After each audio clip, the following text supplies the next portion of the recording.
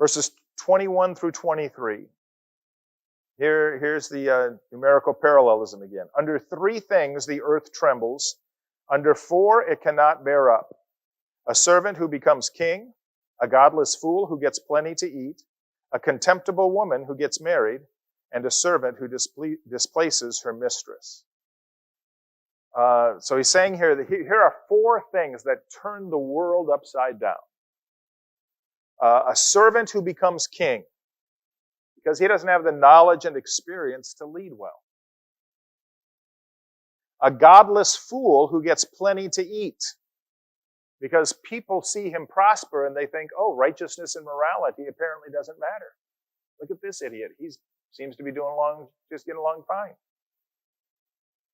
A contemptible woman getting married. What does the word contemptible mean? She's full of hate. She's full of hate. Literally, it's the idea of an ugly heart. Might be beautiful on the outside, but on the inside, she's an ugly woman. And it turns the world upside down when people filled with hate and ugliness get married, right? And a servant who takes the place of her mistress because she becomes proud and insufferable. What happened when Hagar became pregnant? Yeah, there's jealousy and pride, right? Yes, she lorded her over Sarah. Finally, Sarah said, that's enough. I can't take this anymore. Send her away. Okay, verses 24 through 28.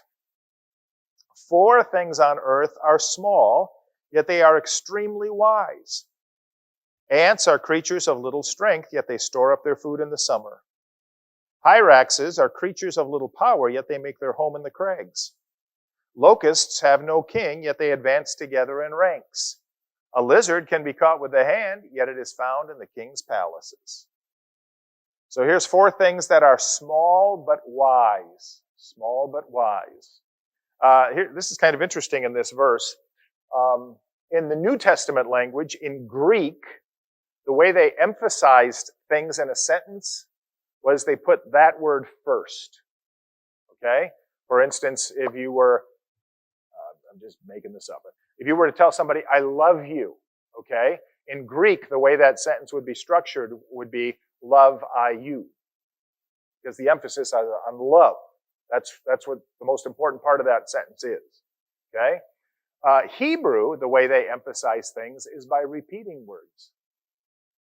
So, when we sing the song, Holy, Holy, Holy, or when you read in the Bible where they are worshiping God and saying, Holy, Holy, Holy, okay, that's the way they emphasized His holiness. And the maximum that they would ever repeat anything was 3 times.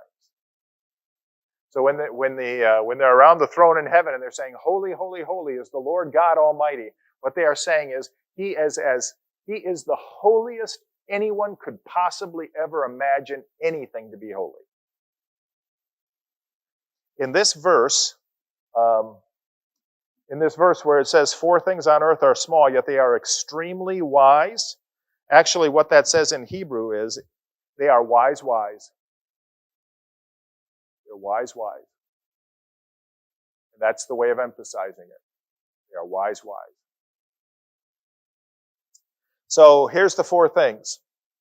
Ants who work hard to store for a bad day. Anybody ever have what do they call it, where you, between the 2 glasses, an ant house, an ant home? Ant farm. Anybody ever have an ant farm? You did? Okay, yeah. So when do the ants sleep? They don't, do they? They just work. They're always on the move. They're always on the go. Have you ever, this is different down here than up in Michigan where I'm from, or living in Illinois or whatever. But have you ever taken your foot and gone across one of those big ant hills down here? And what do? They attack, but I don't stick around for that. But what do those ants do? Right? They get to work. Trying to repair it, huh? They got to put that hill back, absolutely. So one of those ants isn't going to do much, but all of those ants working hard, right? So they're very, very, very small, but they show wise. They show extreme wisdom because they work very hard. Here, the next one is hyraxes. A hyrax is kind of this small, pudgy-looking animal. Kind of looks like one of maybe what we would know as a groundhog. Kind of looks like a groundhog.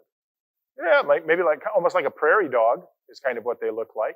Okay, but they're just, you know, they don't have big claws. They don't have strong jaws. They don't have long teeth. And so their wisdom is that they live in the rocks because the rocks provide them the protection. Okay? The rocks provide them the protection. It talks here about locusts. Locusts who stay organized. They don't have a king. They don't have a leader, but they stay organized and seem to march through a field and destroy everything. Everything in order. And the last example is a lizard. These lizards that can easily be caught, and yet still they make their way into the king's palace. So he says, here's little things, but they're wise. They're wise.